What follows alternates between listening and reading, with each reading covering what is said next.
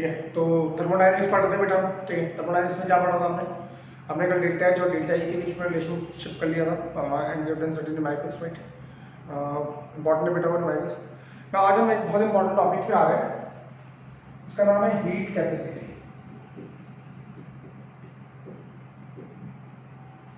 सबसे पहले अगर मैं बात करूं heat, what is heat? Heat क्या होती है बोलो? ठीक है, ये होती है क्वांटिटी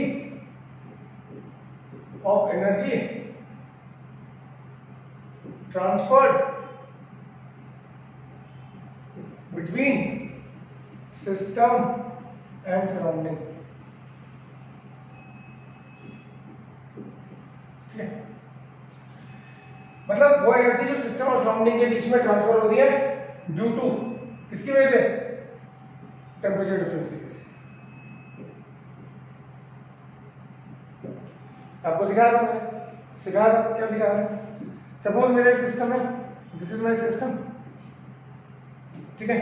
यहाँ का टेम्परेचर है 500 केल्विन, सराउंडिंग का टेम्परेचर है 300 केल्विन, तो हीट कहाँ जाएगी? सिस्टम से सराउंडिंग में। ठीक है। केस नंबर सेकंड, मैंने आपको क्या कहा था कि अगर सिस्टम का टेम्परेचर 300 केल्विन, ये सिस्टम है मेरा, और यहाँ बाहर सराउंडिंग्स है, सराउंडिंग्स का टेम्परेचर है 500 केल्विन, तो हीट अंदर आएगी, है ना।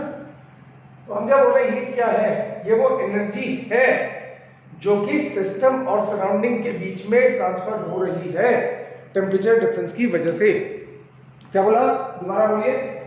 ये वो एनर्जी है जो कि सिस्टम और सराउंडिंग के बीच में ट्रांसफर हो रही है ड्यू टू टेम्परेचर डिफरेंस। ठीक है, तो ये तो हमने पढ़ लिया है ना, इसकी जरूरत नहीं है। अब आते हैं हम हीट कैपेसिटी के ऊपर। हीट कैपेसिटी के ऊपर नाउ हीट कैपेसिटी हम बोलते हैं सिस्टम की एबिलिटी, ठीक है, हीट को एब्जॉर्ब करने की। ध्यान से सुनना बच्चों, में क्या बोल रहा हूं? सिस्टम की एबिलिटी हीट को एब्जॉर्ब करने की और उसको एनर्जी के फॉर्म में स्टोर करने की, दैट्स कॉल्ड हीट कैपेसिटी। तो एबिलिटी ऑफ अ सिस्टम, अगर मैं हीट कैपेसिटी को बोलूं, ability of system to absorb heat and store it in the form of energy, in the form of energy। अब समझिए वैसे, ठीक है। तो हमने बोला जब हम सिस्टम को हीट देते हैं तो क्या होता है, जरा वापस आए। देखो, सिस्टम को जब हम हीट देते हैं तो मेनली दो चीजें हो सकती हैं। एक, उसकी काइनेटिक एनर्जी बढ़ेगी, और काइनेटिक एनर्जी बढ़ेगी तो क्या होगा? टेम्परेचर बढ़ेगा, क्योंकि काइनेटिक एनर्जी डायरेक्टली कुछ होती है। जब आप सिस्टम को हीट देते हो तो हीट क्या करती है? या तो टेम्परेचर बढ़ाती है, यानी कि काइनेटिक एनर्जी को बढ़ाती है, प्लस वर्क डन भी कर सकती है। हीट की हेल्प से आप वर्क डन भी करा सकते हैं। तो जब आप सिस्टम को हीट देते हो तो सिस्टम क्या करता है? काइनेटिक एनर्जी बढ़ाता है, प्लस वर्क डन कर भी सकता है, नहीं भी कर सकता, depend on the type of system. ठीक है, तो अगर हम बोले हीट कैपेसिटी क्या, देखो मैं डायलॉग मारूंगा, ठीक है, उस डायलॉग का आना, सिस्टम को ज्यादा हीट खानी है और कम टेम्परेचर बढ़ाना है। सिस्टम को ज्यादा हीट खानी है और कम टेम्परेचर बढ़ाना है। ये देखो, ये डायलॉग अगर याद रखेगा, अगर ये डायलॉग आप याद रखेंगे तो हीट कैपेसिटी में कभी भी कोई प्रॉब्लम नहीं आएगी। सारा हीट कैपेसिटी इसी डायलॉग के ऊपर चलेगा। क्या? ज्यादा हीट खानी है, कम टेम्परेचर बढ़ाना है। अब वापस आते हैं, मैंने बोला हीट कैपेसिटी क्या करती है? What is the heat capacity does? समझ में आया? Ability of a system to absorb heat and store it in the form of energy, that's called the heat capacity. अब मैंने क्या बोला? हीट कैपेसिटी क्या करेगी? क्या करेगा हीट कैपेसिटी? हमने बोला हीट कैपेसिटी की हेल्प से this is used to measure heat changes या हीट ट्रांसफर। ठीक है, use to measure heat transfer किसके बीच में? Between system and surrounding. ठीक है, ठीक है बेटा, क्या करेगा? हीट ट्रांसफर सिस्टम और सराउंडिंग के बीच में जो होगा उसको हम हीट कैपेसिटी की टर्म्स में मेजर करेंगे। याद आ गया? अब जैसे समझो इसको, मेरे पास एक सिस्टम है, दिस इज माय सिस्टम, ठीक है, इसका टेम्परेचर है T1, कितना है T1। अब मैंने इसमें क्या किया, Q amount of heat supply की और टेम्परेचर हो गया T2। पहले कितना था T1, अब क्या कितना हो गया T2। तो हम क्या बोलेंगे, ध्यान से सुनना, ठीक है। तो जो चेंज इन टेम्परेचर हुआ, चेंज इन टेम्परेचर कितना हुआ, चेंज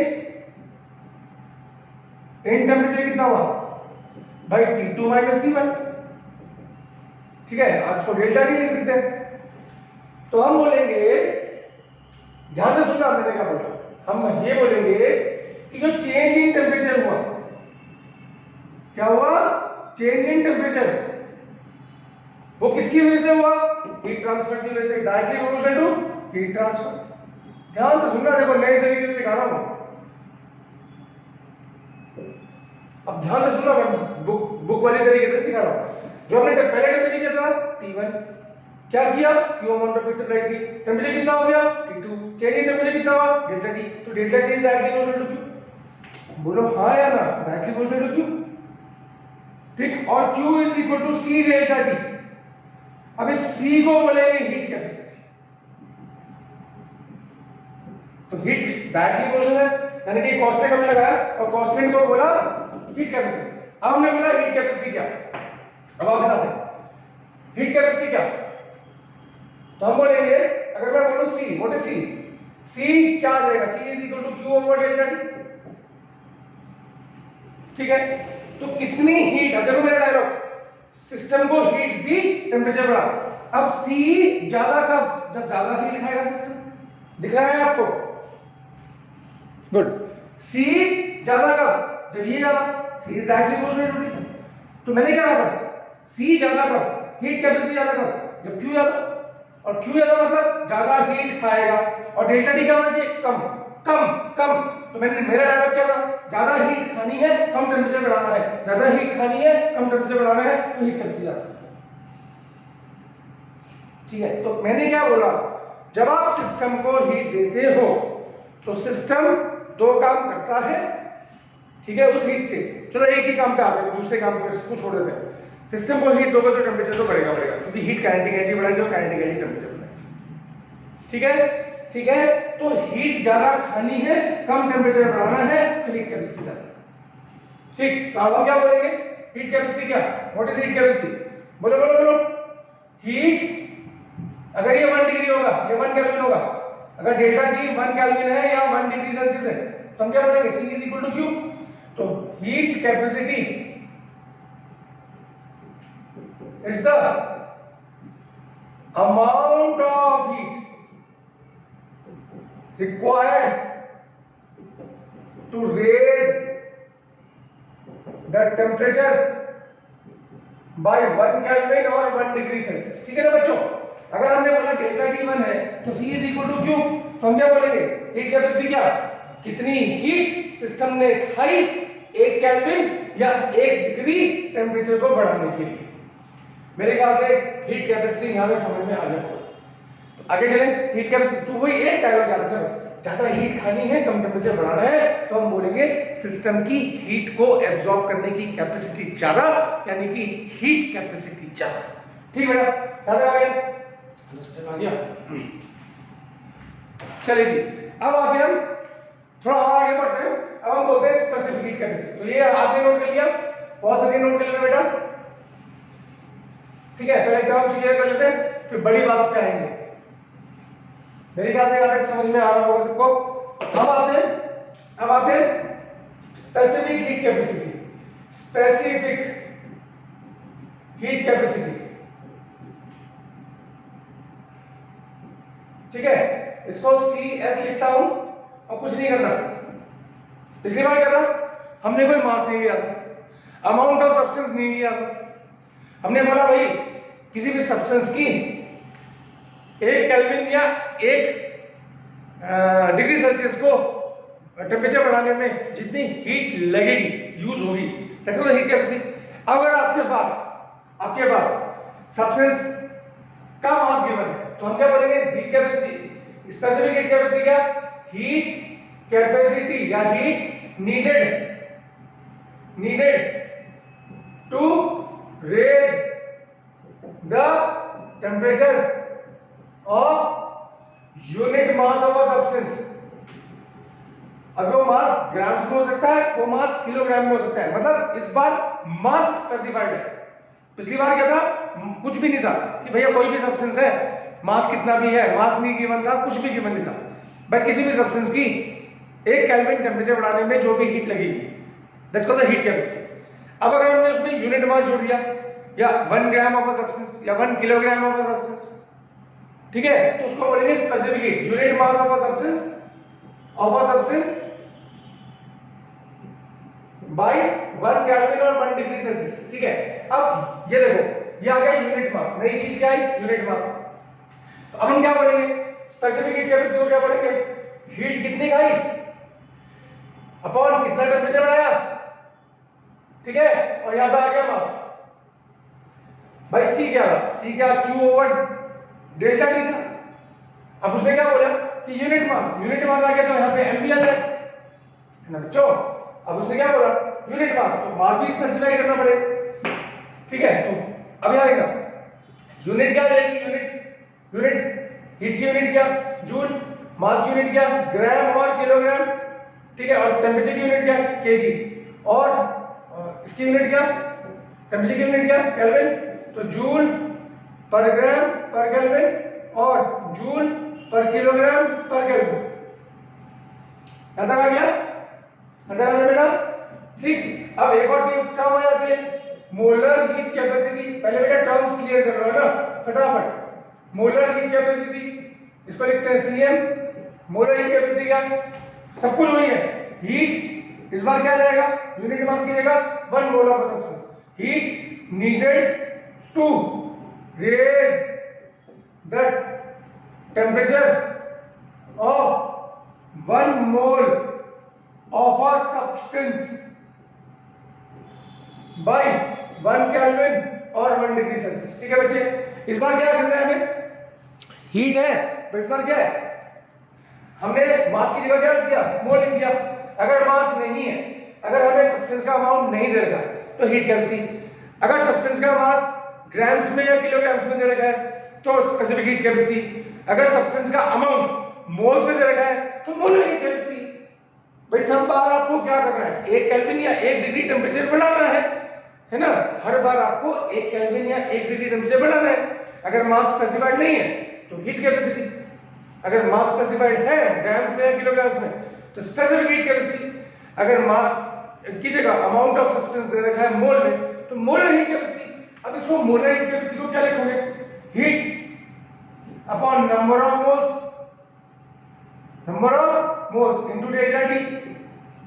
ठीक है, तो यूनिट क्या हो जाएगी, unit of CM molar heat capacity, इसकी यूनिट जूल, ये टी लिख रहा है, टी नहीं मतलब जूल, जे ही था, जूल, इसकी क्या number of moles into kelvin, तो क्या आ जाएगा जूल पर केल्विन पर मोल। आ गया, तो मेरे ख्याल से टर्म्स क्लियर हो गई होगी, हाँ या ना, बोलो हाँ या ना, आगे चले। ठीक है, अब मुझे बताओ कि कौन कौन सी प्रॉपर्टी एक्सटेंसिव और इंटेंसिव है।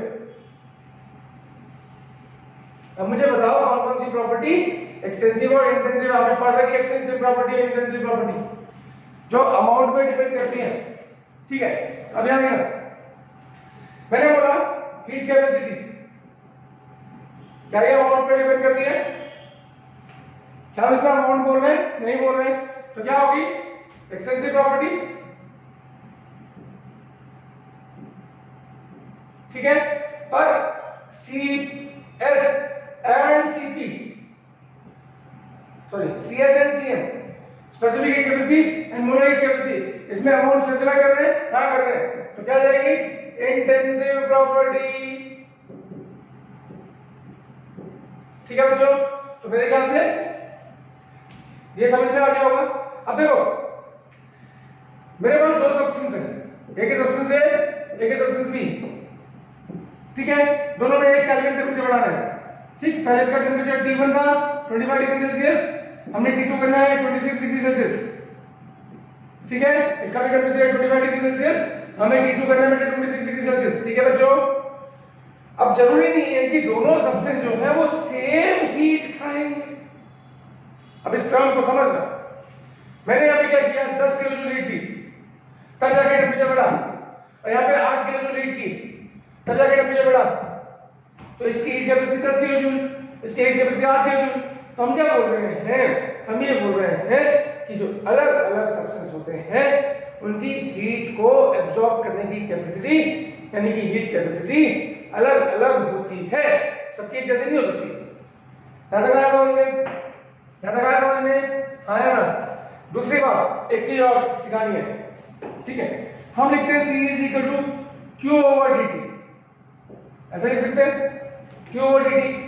क्या मैं इसको ऐसे लिख सकता हूं, और C is equal to dQ over dt, ये सही है या ये सही है? अब आप बोलोगे ये सही है, ये भी सही है। देखो बेटा क्या, अब समझना, सब्सटेंस था मेरे पास, ठीक है, सब्सटेंस A था, इसका A है, इसका टेम्परेचर जो है T1 जो है वो 25 डिग्री सेल्सियस है। ठीक है, और T2 जो है मैंने क्या कर दिया, 26 डिग्री सेल्सियस कर दिया। ठीक है, अब इसने हीट जो खाई है वो खाई है 10 किलो जूल। ठीक है, अब जब मैं T3 कर रहा हूँ 27 डिग्री सेल्सियस, ठीक, तो ये हीट खा रहा है 8 किलो जूल। समझो, एक ही सब्सटेंस है। जब मैंने T1 से T2 किया, यानी कि डेल्टा T यहाँ पे कितना है, 25 से 26 करने में डेल्टा T है 1। ठीक है, चेंज इन टेम्परेचर 1, तो हीट कितनी खा रहे हैं, 10। तो T1 25 से 26 में हीट कैपेसिटी कितनी, 10 किलो जूल। पर अगर मैं 26 से 27 पे मेजर करता हूँ हीट कैपेसिटी, 26 से 27 पे, तो क्या ये सेम है? नहीं है। समझ में आ रहा है कि जरूरी नहीं है कि 25 से 26 खाने में अगर ये 10 किलो जूल खा रहा है तो 26 से 27 आने में भी 10 किलो जूल ही खाएगा। अब वो कम खा रहा है 8 किलो जूल, तो क्या हो रहा है, Q की वैल्यू भी, Q की वैल्यू भी, Q की वैल्यू भी, Q क्या है, जो सब्सटेंस हीट खा रहा है, Q की वैल्यू भी, हीट की वैल्यू भी चेंज हो रही है with the change in temperature. इसीलिए ज्यादा बेटर है कि आप हीट कैपेसिटी को Q ओवर dt ना लिख के dQ ओवर dt लिखते हैं, क्योंकि amount of heat absorbed by the system in changing the temperature या increasing the temperature by 1 kelvin also changes with the change in temperature. कहने का मतलब यह है कि 1 केल्विन टेम्परेचर को बढ़ाने के लिए जो सिस्टम हीट खा रहा है वो भी टेम्परेचर चेंज होने के साथ साथ चेंज होती है। इसलिए correct value of heat capacity is always given as dQ over dt। मेरे ख्याल से यहां तक समझ में आ गया। अब दो प्रकार की हीट कैपेसिटी होती है, Cp and Cv, heat capacity constant pressure, heat capacity constant volume. मेरे ख्याल से बेसिक आपको ये समझ में आ गया होगा, ये सारा बेसिक समझ में आ गया होगा। तो अब हम Cp एंड Cv पे आते हैं। ठीक है बेटा, ऐसा कोई प्रॉब्लम? चलिए आगे चलते हैं। चलो बच्चों, टाइप्स ऑफ हीट कैपेसिटी के ऊपर आते हैं। तो हमने बोला कि हीट कैपेसिटी को दो पार्ट्स में डिवाइड करते हैं।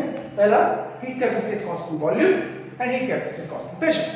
ठीक है, अब पहले हम सीख लेते हैं कि mathematically what are they, mathematically इनको कैसे डिफाइन करेंगे, और दूसरे पार्ट में हम सीखेंगे कि इनको हम इंटरनल एनर्जी और एंथैल्पी की टर्म्स में कैसे बता सकते हैं। चलिए आते हैं। Heat capacity and constant volume को अगर आपको बताना है तो आपको फर्स्ट लॉ में जाना पड़ेगा, from first law of thermodynamics.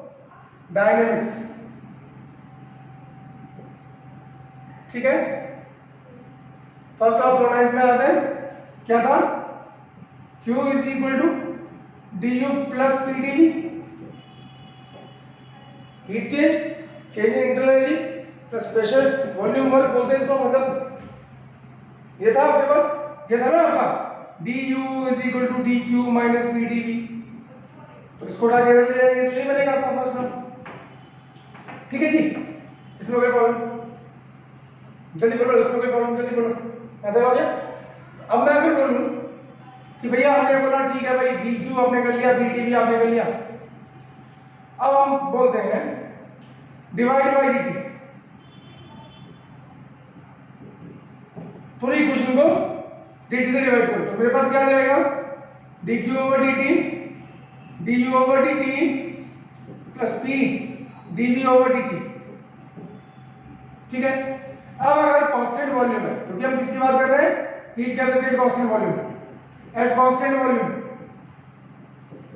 Volume पे dv is equal to 0, therefore dv over dt is equal to 0, यानी ये पूरी टर्म 0 हो जाएगी। ठीक, तो therefore dq over dt is equal to du over dt। ठीक है, और dq ओवर dt को क्या लिखते हैं, c लिखते हैं ना, c को क्या लिखते हैं, dq ओवर dt अभी पढ़ा 2 मिनट पहले, तो उसकी जगह मैं क्या लिखता हूं, c लिख देता हूं, ये क्या जाएगा v, ये जाएगा du ओवर dt। अब मैंने बोला डिफाइन करो, डिफाइन दिस, तो cv की वैल्यू क्या आ गई, cv की वैल्यू आ गई du ओवर dt। ठीक है, यहां तक प्रॉब्लम। ठीक है, अब मैं इसके बेसिस पे इसको डिफाइन करूंगा, 2 मिनट रुक जाइए। अब यहां पे आता है heat capacity at constant pressure.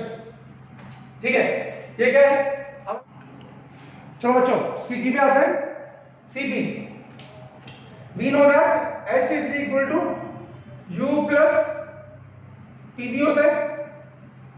ठीक है, एट कांस्टेंट प्रेशर पे क्या लिखते हैं, इसका change dH is equal to du plus Pdv, constant pressure है बच्चों, प्रेशर कांस्टेंट है, बट ये किसके बराबर होता है, फ्रॉम फर्स्ट लॉ क्या बोलते हैं, dq is equal to du plus Pdv, पढ़ा था हमने अभी, ये देखो। ठीक, तो इसके लिए क्या आ जाएगा, dq, तो dH is equal to dq divide by dt, तो dH over dt is equal to dq over dt, और dq ओवर dt को हम क्या लिखते हैं, इसको क्या लिखते हैं c। अब क्योंकि प्रेशर क्या है, कांस्टेंट है, तो यहां पे क्या जाएगा, cp is equal to dH over dt at constant p। हां यार, आ रहा है समझ में। तो हमने क्या किया बेटा, हमने मैथमेटिकली डिफाइन कर दिया चीजों को। क्या डिफाइन कर दिया कि Cp क्या है मैथमेटिकली और Cv क्या है। तो अब अगर मुझे बोला गया कि भैया इनकी डेफिनेशन लिखो, डिफाइन करो heat capacity at constant pressure को और heat capacity eight constant volume को। ठीक, तो अब हमें क्या करना पड़ेगा बच्चों, हमें इसको लिखना पड़ेगा। तो अब मैं बोलूंगा heat capacity Cp, heat capacity at constant, sorry Cv, तो heat capacity eight constant volume is defined as the क्या ये rate of change of du क्या होता है, internal energy किसके साथ, with temperature, है ना बेटा। तो हीट कैपेसिटी क्या है कि भाई कितनी इंटरनल एनर्जी चेंज हो रही है, फीलिंग को समझो, फीलिंग आनी चाहिए कि कितनी इंटरनल एनर्जी, टेंपरेचर चेंज करने पे जितनी भी इंटरनल एनर्जी चेंज होगी उसको बोलेंगे हीट कैपेसिटी कांस्टेंट वॉल्यूम। इसी तरह से हम बोलेंगे Cp को क्या डिफाइन करेंगे, heat capacity at constant pressure is defined as the rate of change of enthalpy with temperature। है ना बेटा, अब देखो कितना आसान है। आप टेम्परेचर चेंज कर रहे हो तो उस टेम्परेचर के साथ साथ कितनी इंटरनल एनर्जी चेंज हो रही है, दैट इज Cv। ठीक है बच्चों, आप टेम्परेचर चेंज कर रहे हो उसके साथ साथ कितनी एंथैल्पी चेंज हो रही है, दैट इज Cp, सॉरी। ठीक है, तो Cv क्या है, इंटरनल एनर्जी चेंज करने पे कितनी सॉरी टेम्परेचर चेंज करने पे कितनी इंटरनल एनर्जी चेंज हो रही है, दैट इज Cv, और टेम्परेचर चेंज करने पे कितनी एंथैल्पी चेंज हो रही है, दैट इज Cv। मेरे ख्याल से समझ में आ गया होगा। ठीक है, तो अब आगे चले बच्चों, good good good good good. आगे चलते हैं, टाइम कम है, काम बहुत सारा है हमारे पास। आपने कहा भैया देखो इन दोनों को रिलेट कर लेते हैं, ठीक है, इन दोनों को रिलेट कर लेते हैं, कितना सारा बच्चों वाली चीजें हैं, ठीक है, relationship between CP and CV.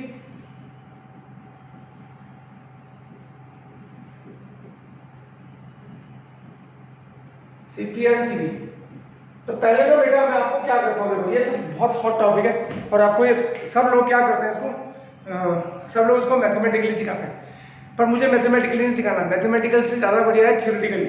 तो पहले हम इसको मैथमेटिकली बताते हैं कि भैया ऐसा आएगा, ठीक है, ठीक है, फिर हम बोलेंगे ऐसा क्यों आएगा, एग्रीड, दोनों को एक्सप्लेन करेंगे, ध्यान से सुनना। सीपी एंड सीवी, आपने बोला, ध्यान देंगे सब, पहले मैं लिख देता हूं, सीपी क्या है, डीएच ओवर डीटी, ठीक है, और सीपी सीवी क्या है, डी या d u over d t, change in internal energy temperature, ये कांस्टेंट वॉल्यूम में होती है, ठीक है। अब हमें क्या पता है, H is equal to U plus BV, ये पता है, ठीक है, ठीक है। अब हमें पता है फॉर 1 मोल, अगर 1 मोल मेरे पास है, PV is equal to RT, ideal gas equation है, ठीक है। तो देयरफॉर मैं लिख सकता हूं H की जगह H is equal to U plus PV की जगह RT लिख सकता हूं, ठीक है। और चेंज के लिए क्या लिखूंगा, DH is equal to DU plus RDT, बोलो हाँ बोल देना ना बस, डिवाइड बाय DT, तो क्या आएगा, DH over DT is equal to DU over DT plus R बचेगा, इसको क्या कह देता हूं, DH ओवर DT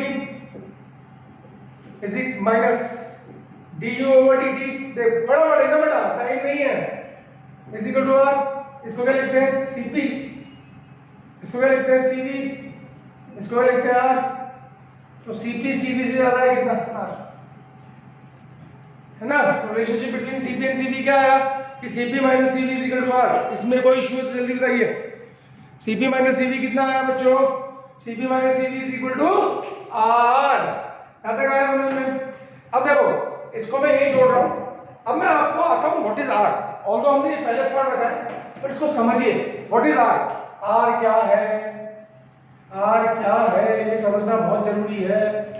देखो इसको ये डालो ना, CP minus CV is equal to R, R आपके सामने, ठीक है। अब जरा R को खोल लेते हैं, व्हाट इज R, अब इसको समझिएगा, R क्या है,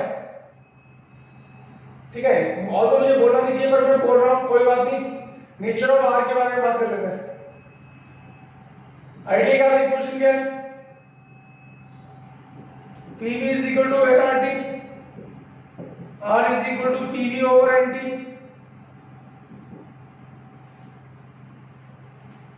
है ना। प्रेशर क्या होता है, फोर्स अपॉन एरिया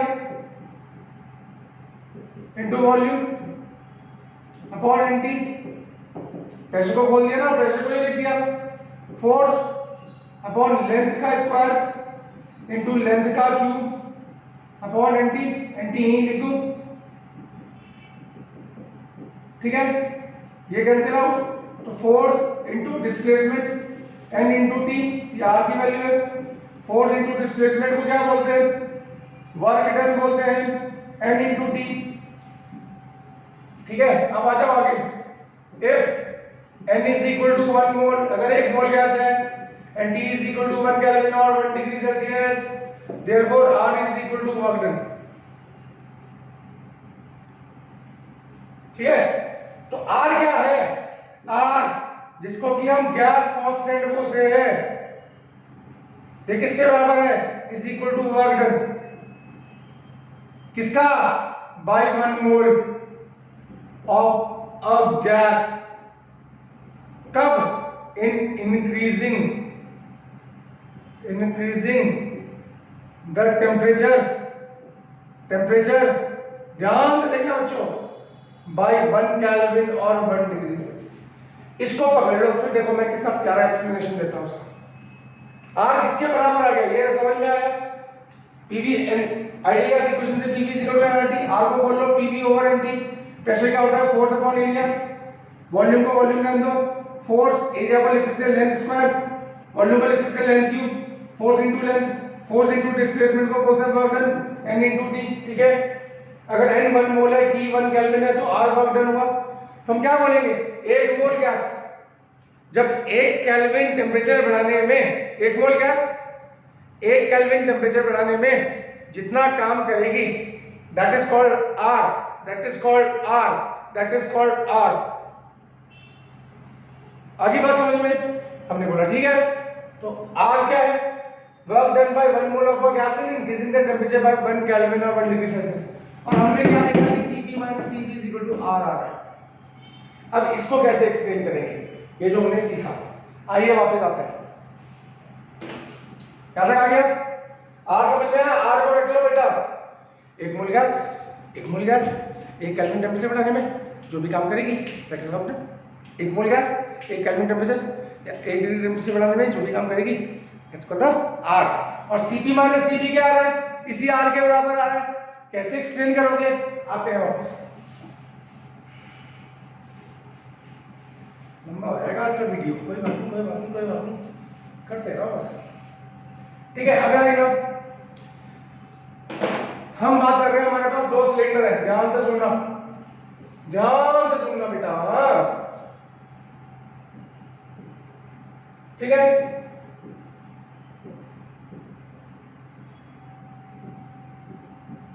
एक और दिया कांस्टेंट वॉल्यूम पे, यहां पे रखा कांस्टेंट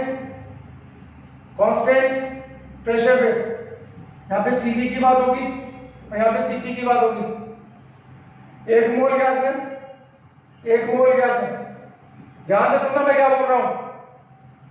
अब हमने यहां पे Q amount of heat separate की, यहां पे भी Q amount of heat separate की। ठीक है, यहां पे वॉल्यूम कांस्टेंट है, यहां पे पहले वॉल्यूम V1 था,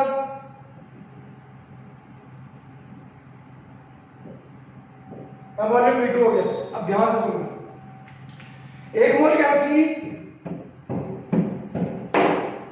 ठीक है, एक कांस्टेंट प्रेशर पे, कांस्टेंट वॉल्यूम पे। ध्यान से सुनना मैं क्या बोल रहा हूं, इसका थ्योरेटिकल एक्सप्लेनेशन है ये। ठीक है, अब जब मैं हीट सप्लाई करूंगा, हीट सप्लाई जब मैं दोनों सिस्टम को हीट सप्लाई करूंगा, वो क्या आएगा, ठीक है, इंक्रीज इन काइनेटिक एनर्जी और increase in temperature plus work done. ठीक है, तो वो कहां जाएगा, वो काइनेटिक एनर्जी बढ़ाने में काम आएगा, टेम्परेचर बढ़ाने में काम आएगा और वर्क डन करने में काम आएगा। यानी कि जब हम दोनों सिस्टम को हीट दे देंगे तो वो हीट 2 तरीके से यूज होगी, एक काइनेटिक एनर्जी और टेम्परेचर बढ़ाने में, दूसरा वर्क डन करने में। एक काइनेटिक एनर्जी और टेम्परेचर बढ़ाने में, दूसरा वर्क डन करने में। ये समझ में आ रहा है, समझो बेटा। मैं तभी तो आपको बोल रहा था, शुरू में बोला था मैंने आपको, जब भी मैं किसी सिस्टम को हीट देता हूं तो वो 2 तरीके से यूज कर सकता है। गैसीय सिस्टम है, एक उस हीट का एक पार्ट अपनी काइनेटिक एनर्जी बढ़ाने में यानी कि टेम्परेचर बढ़ाने में, और दूसरा वर्क डन करने में। ठीक है, ठीक है, ठीक है। अब यहाँ पे क्या है, वॉल्यूम कांस्टेंट है और वर्क डन क्या होता है, वर्क डन आपको पता है क्या होता है, P डेल्टा V यानी कि वॉल्यूम का चेंज होना जरूरी है। तो यहाँ पे क्या है, work done is equal to 0। यहाँ पे वर्क डन नहीं होगा, यहाँ पे होगा वर्क डन, और वर्क डन कितना होगा, work is done by the system, और work is done by the system तो माइनस PdV, सबको पता है।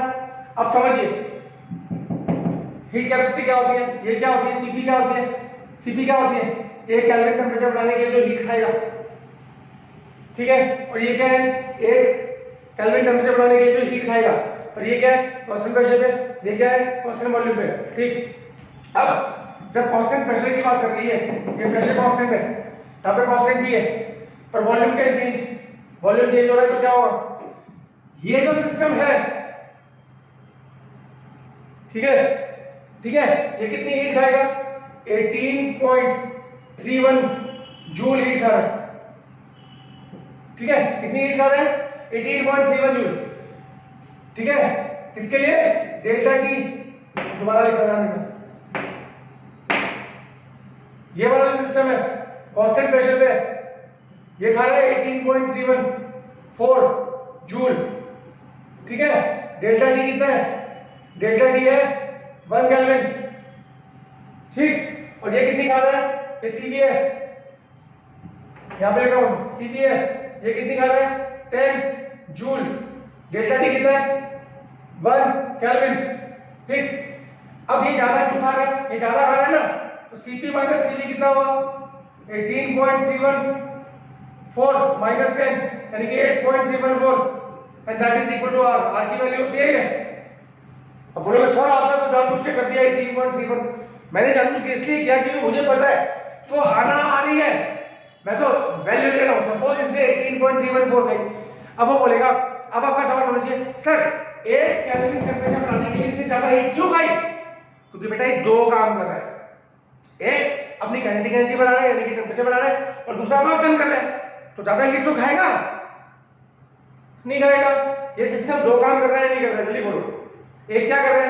एक अपनी काइनेटिक एनर्जी बढ़ा रहा है, क्योंकि मैंने क्या कहा हीट सप्लाई, ये देखो इसको देखो, ये इसको याद रखो, heat supply is equal to increase in kinetic energy यानी कि increase in temperature plus work done. तो ये सिस्टम क्या कर रहा है? दोनों काम कर रहा है। जो मैं इसको हीट दे रहा हूं उससे ये अपनी काइनेटिक एनर्जी बढ़ा रहा है यानी कि टेंपरेचर भी बढ़ा रहा है और वर्क डन भी कर रहा है ना। तो क्या होगा? इसका टेंपरेचर जल्दी से नहीं बढ़ेगा क्योंकि कुछ एनर्जी क्या हो रही है? वर्क डन करने में जा रही है, और वो वर्क डन कौन कर रहा है? तो 1 मोल गैस कर रही है।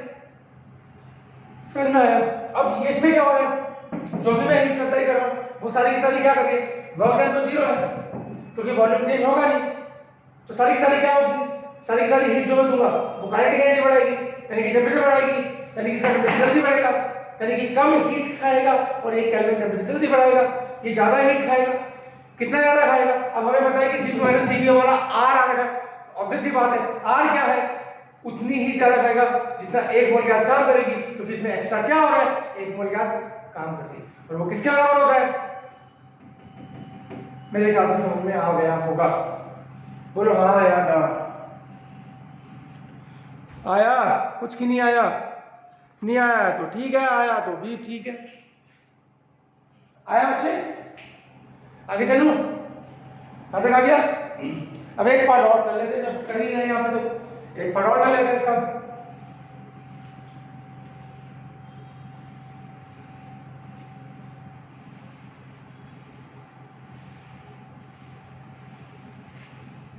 क्या करें इसका पार्ट?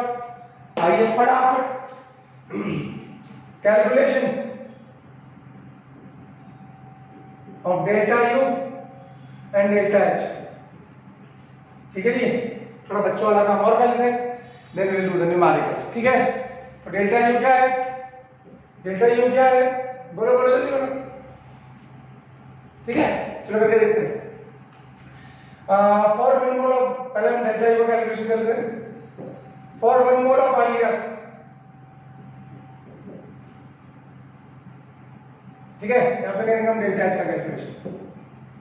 ठीक है, मेरे पास क्या है? CV is equal to DU over DT, ये है। ठीक है, तो DU क्या हो जाएगा? CV DT। ठीक, अगर मैं बोलूं मेरा फाइनाइट चेंज है, for a finite change, finite मतलब फाइनाइट जो हमें पता है, मैं DU को डेल्टा यू लिख सकता हूं, यू है बेटा यहाँ, delta U is equal to U2 minus U1 लिख सकता हूं, इज इक्वल टू क्या? CV, इसको T2 माइनस T1 लिख सकता हूं। ठीक है, अगर मेरे पास n मोल्स है, n मोल्स है तो क्या लिखूंगा? Delta U is equal to n into CV into T2 minus T1। याद रखना, बार बार नहीं बोलूंगा, ये फॉर्मूला बन गया ना, मैं मिलाएंगे इसको। कोई प्रॉब्लम किसी को? ठीक है, अब डेल्टा H क्या होता है?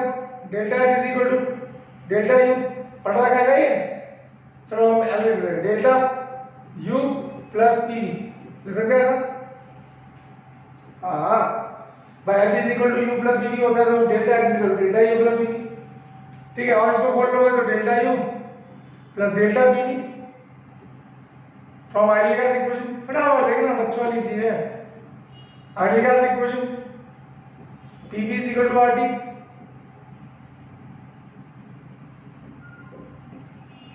ठीक है। तो क्या लिखूंगा, delta H is equal to delta U plus delta RT, लिखता है सर, हाँ या ना। और डेल्टा U भी निकाला हमने, क्या होता है ये डेल्टा U को क्या लिखूंगा, CV T2 माइनस T1, ठीक है, प्लस R डेल्टा T को क्या लिखूंगा, T2 माइनस T1, हो गया। तो ये क्या हो जाएगा, CV plus R into T2 minus T1, और हमें पता है CP minus CV is equal to R होता है, यह भी हमने पढ़ा, यानी कि CP is equal to CV plus R, यानी कि इस जगह में CP रख सकता हूं, हाँ या ना, ठीक है, हाँ, मैं इसकी जगह CP रख सकता हूं, CP रख सकता हूं, T2 minus T1, delta H क्या हो गया, ये हो गया। अगर n मोल्स की बात करोगे तो delta H is equal to n into CP into T2 minus T1। मेरे ख्याल से हीट कैपेसिटी को मैंने पूरा अच्छे से एक्सप्लेन कर दिया है, अब आप देख लीजिए। अब इसके न्यूमेरिकल्स बचे हुए हैं और नेक्स्ट वीडियो में करेंगे, आप खुद करिएगा न्यूमेरिकल्स, आप न्यूमेरिकल्स होमवर्क है आपका, आप ही करेंगे न्यूमेरिकल्स, ठीक है। तो हीट कैपेसिटी मैंने पूरा खोल दिया, स्पेसिफिक, मोलर, सीपी, सीवी सब बता दिया, सारे मैथमेटिकल रिलेशन, सारी थ्योरेटिकल टर्मिनोलॉजी, ठीक है। अगर समझ में नहीं आया तो कमेंट में जाके कमेंट्स लिखिए, अगर समझ में आया तो लाइक और सब्सक्राइब करिए, ठीक है। Thank you so much.